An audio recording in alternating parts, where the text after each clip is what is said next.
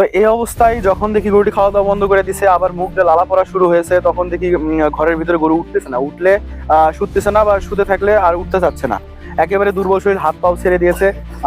তা দেখে খামারি খুবই ভয় পেয়েছে, কারণ যেহেতু গরুটির এই অবস্থায়, যেটা ম্যাজিকের মতো তাপমাত্রা উঠতে কাজ করে, সেই ইনজেকশনটা হচ্ছে আলহামদুলিল্লাহ এখন দেখতে পাচ্ছেন গরুটা মোটামুটি সুস্থ এবং স্বাভাবিক। খামারের মুখে হাসি ফুটেছে। তা আশা করি আপনারাও যদি এরকম সমস্যার সম্মুখীন হন, এরকম একটা পদক্ষেপ নেবেন। আসসালামু আলাইকুম সুপ্রিয় দর্শক মন্ডলী, আপনার গরু যদি হঠাৎ খাওয়া বন্ধ করে, আপনার গরু যদি তাপমাত্রা হঠাৎ করেই কমে যায়, আপনার গরু যদি হঠাৎ করে দেখেন এফএমডি হয়েছে এবং তার ভিতরেই তাপমাত্রা হঠাৎ গরুর কমে গিয়ে গরু পড়ে গেছে, তখন ওই গরুকে আপনি কিভাবে ট্রিটমেন্ট দেবেন, কিভাবে যত্ন করবেন, কিভাবে সেই গরুকে সুস্থ করবেন, আসুন এই ভিডিওর মাধ্যমে আপনাদের পুরো ডিটেলস জানিয়ে দিই যে এই গরুটিকে আমরা কিভাবে করেছিলাম সুস্থ। তো আপনারা জানেন এই গরুটি প্রথমে এফএমডিতে আক্রান্ত হয়েছিল। এই গরুটি এফএমডিতে আক্রান্ত হওয়ার পরে আপনার এই গরুটির তাপমাত্রা কমে গিয়েছিল, মানে এফএমডিতে আক্রান্ত অবস্থায় গরুটির তাপমাত্রা 100-র নিচে, অর্থাৎ 98-99 ফারেনহাইটে নেমে এসেছিল, যার ফলে গরুটি কয়েকদিন যাবৎ শুয়েছিল, উঠছিল না। আপনারা ইতিমধ্যে এর আগের আমার ভিডিওতে দেখেছেন যে এই গরুটির কি দশা ছিল। গরুটি ঘরের ভিতরে ছিল, পুরো গরু ছালা দিয়ে মোড়ানো ছিল, মানে তার গায়ের তাপমাত্রা স্বাভাবিক করার জন্য। এখন দেখতে পাচ্ছেন মোটামুটি আলহামদুলিল্লাহ গরুটি এখন মোটামুটি মাশাআল্লাহ সুস্থ হয়ে গেছে। এখন তার যে সমস্যাটা ছিল তাপমাত্রা, এটাও স্বাভাবিক হয়েছে, প্লাস হচ্ছে তার যে এফএমডি হয়েছিল, ফুট অ্যান্ড মাউথ ডিজিজ, অর্থাৎ গ্রামের ভাষায় যেটা বলা হয় জানানের রোগ, যেটা আপনার পায়ে এবং মুখে হয়, এই দুইটাও কিন্তু এখন ক্লিয়ার হয়ে গেছে মোটামুটি। তো আপনাদেরকে আজকে আমি জানাবো এই ভিডিওর মাধ্যমে আমি কি করেছিলাম এই গরুকে, যার ফলে এই গরুটি ম্যাজিকের মতো প্রায় আপনার 5 থেকে 7 দিন বা 10 দিনের ভিতরে গরুটি মোটামুটি পুরোপুরি ক্লিয়ার হয়ে গেছে। তো আপনারা ইতিমধ্যে যারা পূর্বের ভিডিওটি দেখেছেন তারা অবশ্যই জানেন এই গরুকে কি কি ইনজেকশন দেওয়া হয়েছে, কি কি ঔষধ প্রয়োগ করা হয়েছে, সবকিছুই ডিটেলস আপনাদেরকে দেখাইছি।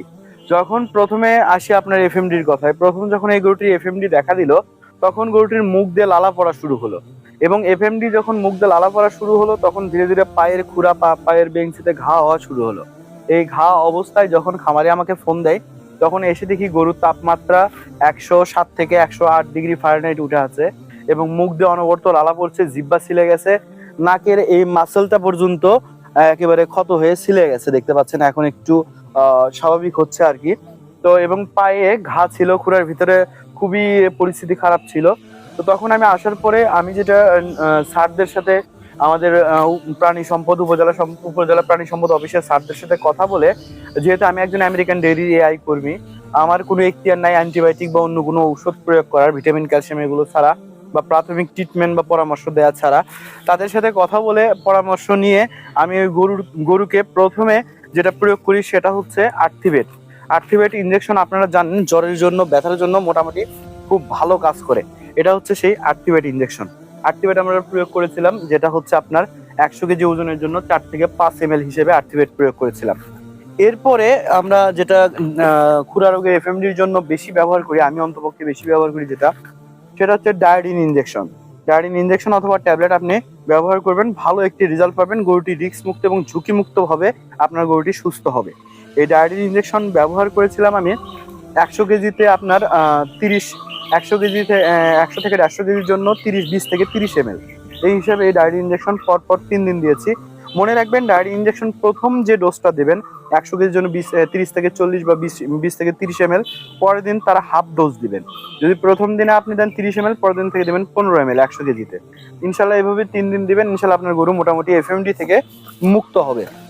এরপরে এফএমডির ট্রিটমেন্ট চলা অবস্থায়, এফএমডির ট্রিটমেন্ট 3 দিন ইনজেকশন করার পরে ওরালি মুখে যে খাওয়ানোর ওষুধ দেওয়া হয়েছিল, মুখ ধরেছিল, তো মুখের জন্য যে মাইক্রো ওরাল জেল, রিভোসন ট্যাবলেট মানুষের, এবং রেনাটা কোম্পানির খুরাকিওর আছে, অন্যান্য কোম্পানি আরো ঔষধ আছে, এগুলো এবং মধু একত্র করে মুখে মেখে দেওয়া হয়েছিল দিনে 2 বার করে।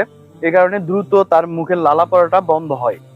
এরপরে যখন গরুটি তাপমাত্রা স্বাভাবিক ছিল, তখন অনেক সময় ঠান্ডাতে বা ব্যথাতে গরুটি কাঁপতে থাকে।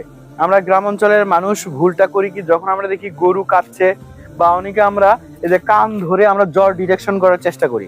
আমাদের গরু পালনকারী হিসেবে গ্রামে যারা কৃষক রয়েছে, তাদের ছেলেপেলে অনেকে শিক্ষিত আছে, তাদের একটা দায়িত্ব অবশ্যই রয়েছে, সেটা হচ্ছে একটা থার্মোমিটার বাড়িতে রাখা।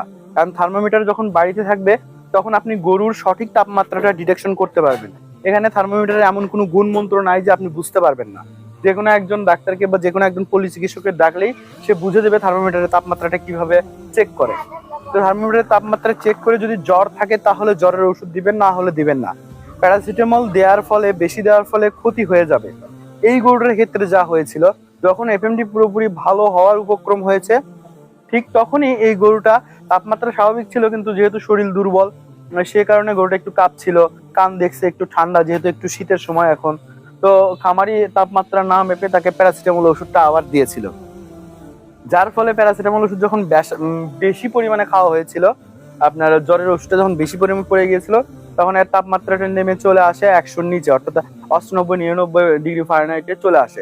তখন এই গরুটা একেবারে প্রপারলি খাওয়া দাওয়া বন্ধ করে দেয়, এবং এই গরুটা হচ্ছে আপনার দেখতে গেলে পুরোপুরি খাওয়া দাওয়া স্টপ করে দেয়।